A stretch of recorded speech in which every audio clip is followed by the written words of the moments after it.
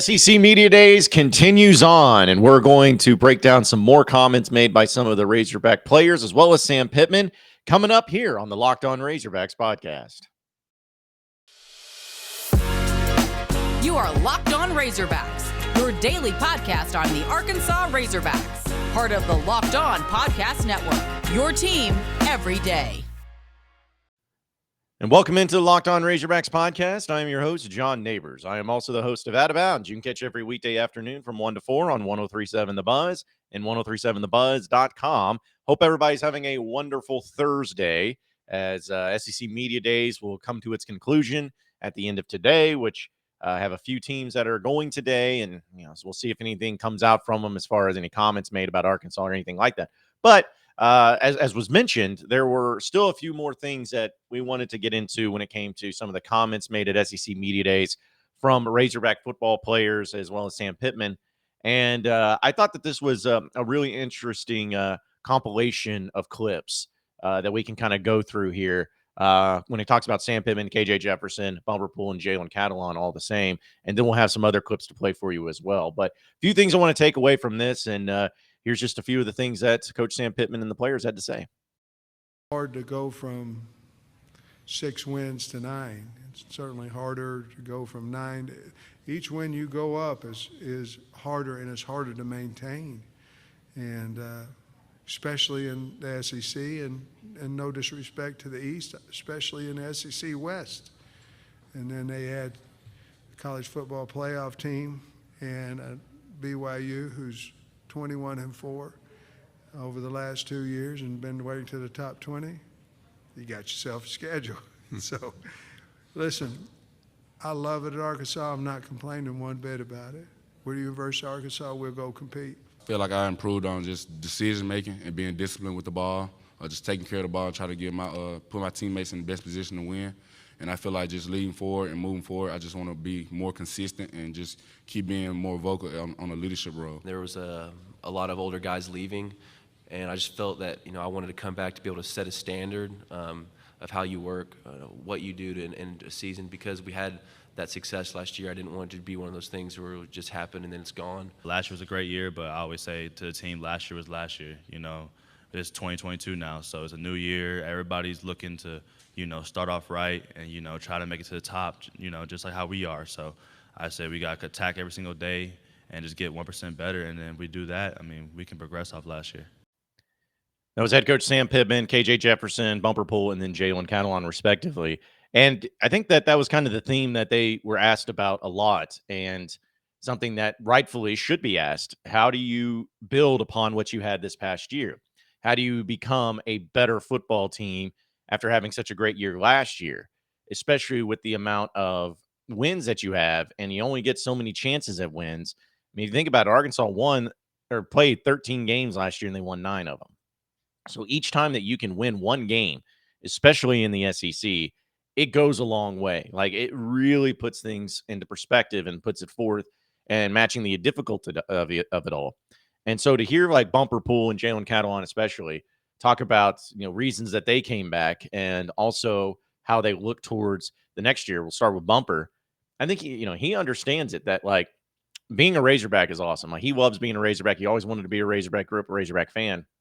And I think that the element of him wanting to make sure that this continues on and, wanting to make sure that he can continue to be that linebacker for Arkansas and that leader for Arkansas to help out this defense. Because if you think about it, if Bumper Pool and Jalen Catalon both left after last year, like, just imagine that, which they both could have easily done.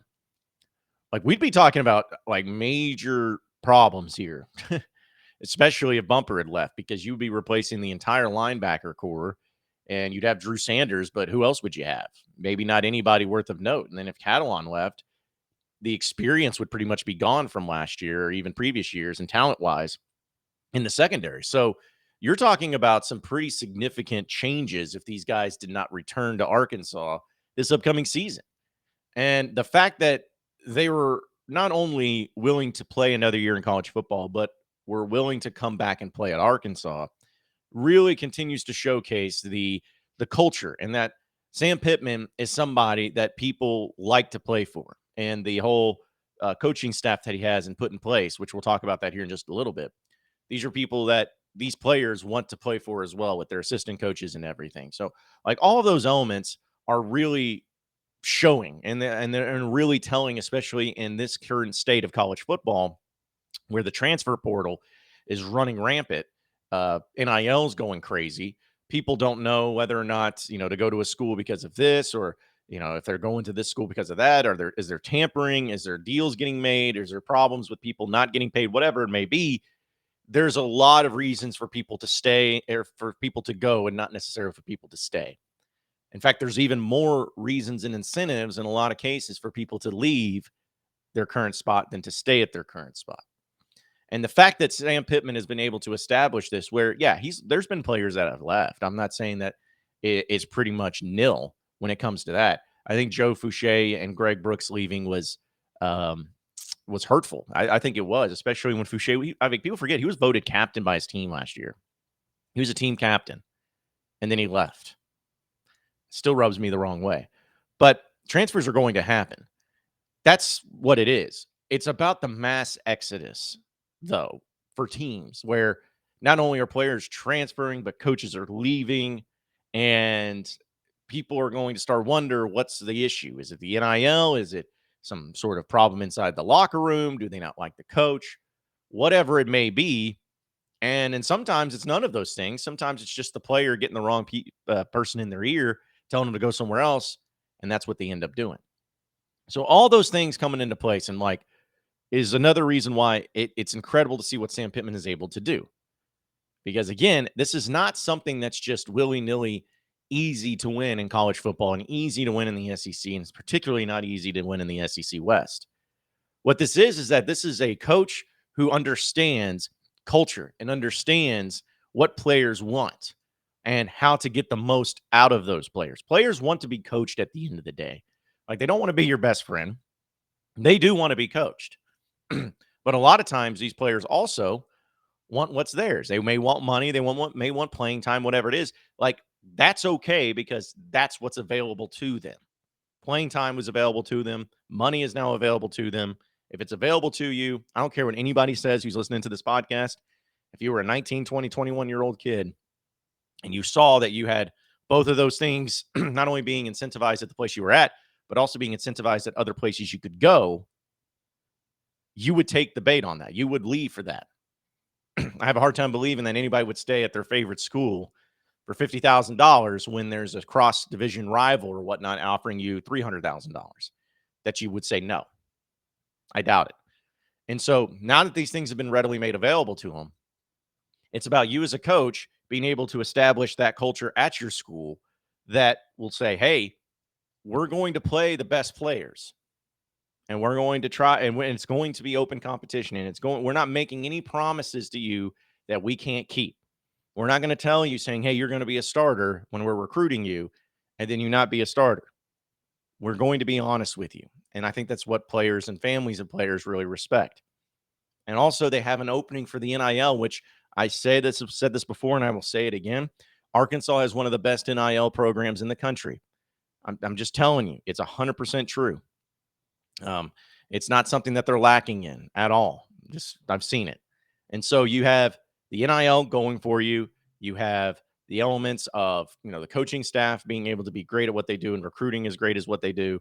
Like, those factors into it, like all of this coming together is what's showing the exact type of team that you want to have if you're going to be successful at a place like Arkansas. And that's why I feel like even if they don't win as many games this upcoming season as they did last year, which I think they will, and we'll talk about that. But even if they don't do that, there's still going to be an element of them to where people still want to be there. People still want to play there. Coaches still want to coach there. Everybody wants to be involved in this Razorback program. And who knows, even if they were able to build upon what they did this past year, make it even better than what it was this past year, more and more people are going to open up their eyes and say, you know what? All these other places seem to have a lot of turnover, but Arkansas doesn't. There has to be a reason to why, and they'll figure it out themselves as well. We'll have some more clips from some of the players here in just a second. First, got to tell you about Built Bar. I told you about the cookie dough crumble that they gave and their Built Bar, and man, on their puffs, pretty electric, pretty amazing. They also have a bunch of other different flavors to choose from as well. Coconut brownie chunk puff is another one too, because hey, listen, it's coconut and it's brownies and it's chunks of it. So why wouldn't you love that? But either way, it's great because it's so convenient, tastes amazing, it's healthy, it's nutritional, like all the stuff that you need in a protein bar. And because you listen to this podcast, we're giving you a great deal. If you go to the website built.com, enter in promo code LOCKED15, you'll get 15% off your next order. It's as simple as that. Doesn't matter how many you order, doesn't matter what type of variety you go with. No matter what, when you're checking out, just enter in that promo code LOCKED15 for 15% off of your Built bars at built.com. You are Locked On Razorbacks, your daily podcast on the Arkansas Razorbacks, part of the Locked On Podcast Network, your team every day. All right, continuing our discussion of some media days for the Razorbacks from yesterday. A few players that we want to play specifically, and this time I'm kind of leaning towards the defensive side of the ball because I feel like the offense, not to say that it's going to be perfect, but there's less concerns about the offense than there is about the defense. Because people, hey, as long as you got KJ, you got the linemen returning up front, you got great running backs.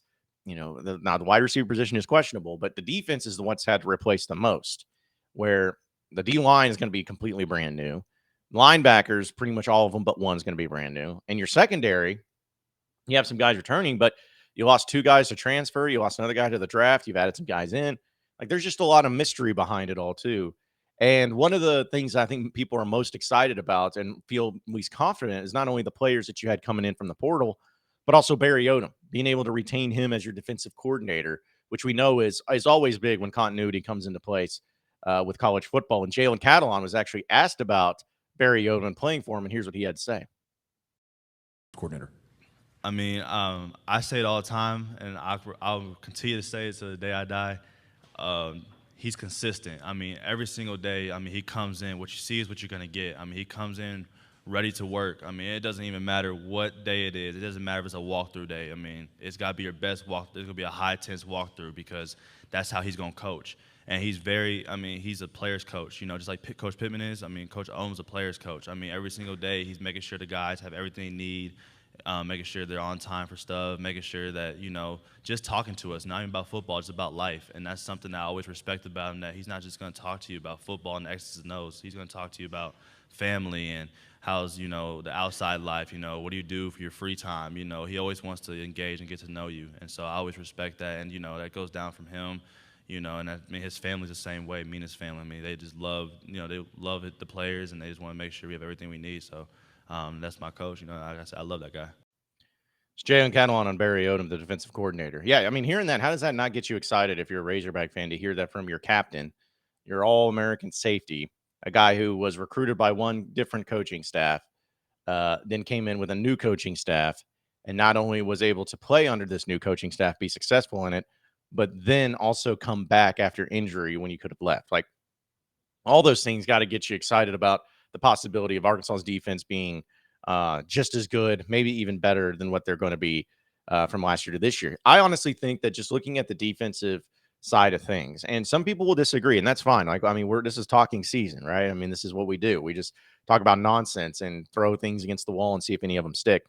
The one thing that I will say that really gets me excited, though, about some of the great possibilities for Arkansas and their defense is that since you have Barry Odom, you're always going to be, at least strategy-wise and coaching-wise and X's and O's wise, prepared, ready, and not out of your element. Like you got that part of it. You're going to be have a coaching staff on defense that's going to have you each and every single day ready to go, ready to bring it every single time. That's going to come with it. The question is going to be is if it's going to be enough depth and enough talent to be able to take it to that next level. And I think with Arkansas and what they've been able to add on the defensive side of the ball, transfers wise and all of that, I think that not only can they be just as good, I think they can be better because the defensive line is the question. I think we all know that. Now, Ridgeway was the guy from last year. He's an NFL draft pick. Replacing him or trying to replace him is going to be tough. Hopefully, if Torian Carter's still healthy, I've heard good things about him. Maybe there'll be some other guys that can be healthy and step up. But besides John Ridgeway, the defensive line was pretty average. I mean, last year they had a good start. Trey Williams had a really nice start to the season. Markel Utze was fine, but there wasn't really anything of note. So if you're just able to find one guy that can be a big-time defensive lineman, whether it's one of these transfers or whatnot, and it can really play it out, then I see no reason to believe that Arkansas can't be just as good on the defensive line as they were last year. They have more players. Who knows? Maybe Dorian Gerald, who had a funny comment from Sam Pittman saying that he thought he's the only player that's been recruited by Houston Nutt that's still there. But who knows? Maybe Dorian Gerald could be a guy, if he stays healthy, to be able to really make some noise. So you got that part of it too. And it's just, I don't know. I think it'd be really tough to have. But on the linebacker spot, Bumper Pool's returning, so that's big. And I think Drew Sanders is better overall as a linebacker than Grant Morgan or Hayden Henry. Like, and that's, again, not a slight against him. That's just showing you how good Drew Sanders is. So linebacker-wise, I think you're going to be upgraded. And secondary-wise, yeah, you lost Buster Brown, who went to the NFL, and you lost Fouché and Brooks. But I think adding McLaughlin, adding Briney, you still have Ladarius Bishop back, and then Jalen Catalon, a healthy Jalen Catalon in the safety position, maybe Miles Slusher, who got a lot of playing time last year anyways. I think the secondary is going to be just fine. And again, I think it could be even better. So like all those elements, and this is all based off of health and based off of depth. Who's to say you're not a better defense than what you were this past year? And especially because some of the teams you're going to be playing, like you're going to face some really good quarterbacks. I mean, when you're playing in the SEC, you got Spencer Rattler week 2. You're going to play him. You're going to play the Heisman Trophy Bryce Young. You know, he's really good, at least at home. You get both those teams at home. And and we'll see what some of the other quarterbacks do. Like, is Calzada and Auburn going to do anything? Or, what about, Max Johnson? What about A&M? There could be some, or Jackson Dart at Ole Miss. Those are a lot of unknowns. It could be good. But either way, you're going to be tested. You're going to go up against some really good quarterbacks and really good offenses. But it certainly seems like you're going to be ready, especially if Jalen Catalon's feeling really good about it as well. And finally, real quick, I wanted to play this clip from Bumper Pool, too, because he was asked specifically about, maintaining what they've been able to build from last year heading into this year and how they can improve as a team. Razorback of the day, Bumper Pool, and he is ready for your questions. We'll start right here, the third row. Tyler Shaw with KBTX and College Station. Bumper, when you look at the leaps you guys made last year, going from, your losing seasons to, 9 wins, I guess, how do you keep that sustained success? Is it going to be even more difficult this year, I guess, to repeat that success? I think winning in the SEC is difficult, in itself. But I've been a part of teams that, like you said, have been 2-10, and then obviously after last season, things completely changed. But it wasn't, an overnight success, and there's a lot of work that goes into it. And you talk about repeating that success. Well, the work is what ultimately can determine the wins and losses. And this team is extremely hardworking.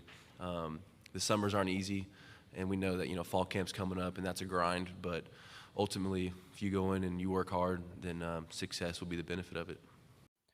That was Bumper Pool, linebacker for Arkansas, talking about the possibility of getting better. He's like, the team is set up to really do something special and to be great.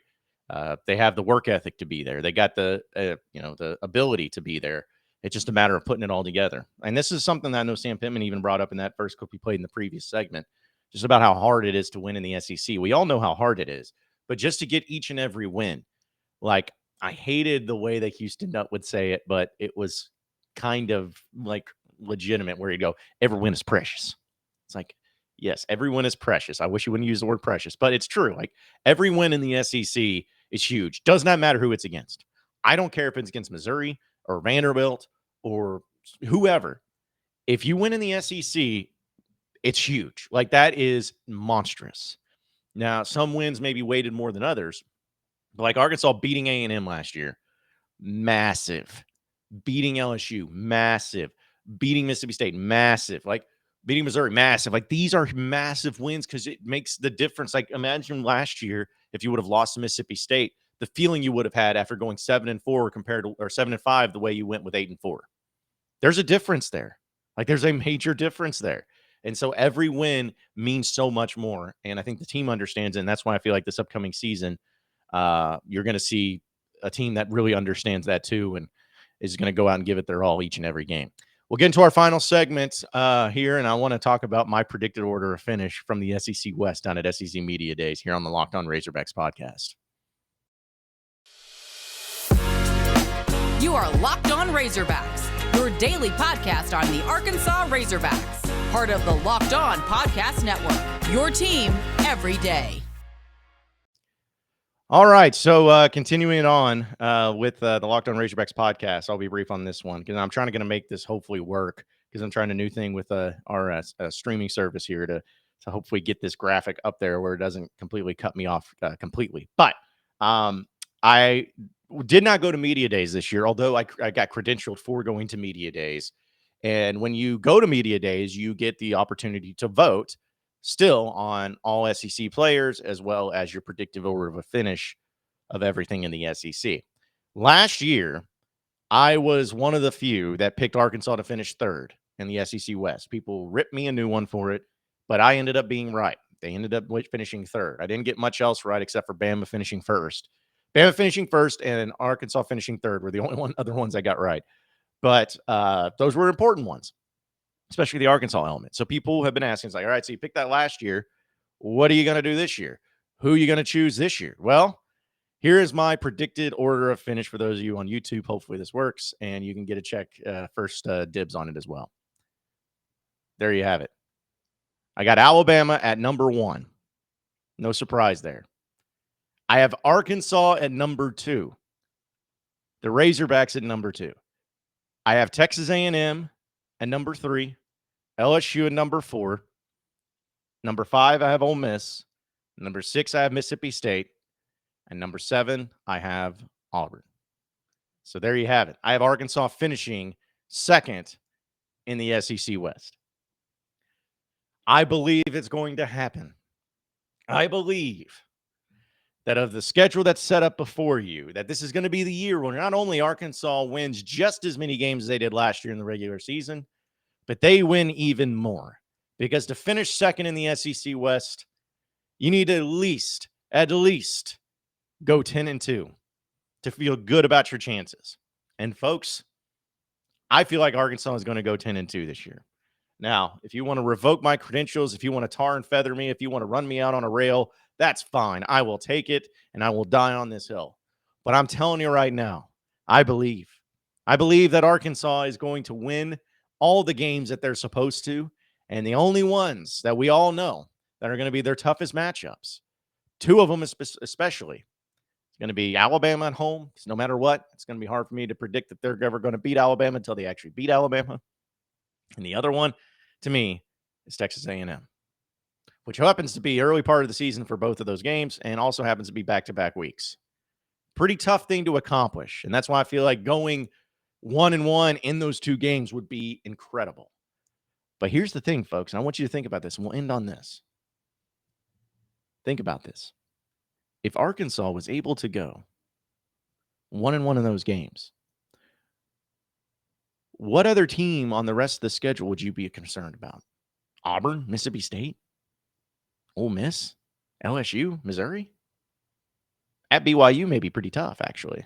So that may be one you may be concerned about. But I'm not. And then take it one step further. If you were able to pull off the unthinkable and able to win both of those games, to beat Texas A&M and to beat Alabama, what's stopping you? What's stopping you from going all the way and winning the SEC West and winning the SEC and playing for a national championship? What's stopping you?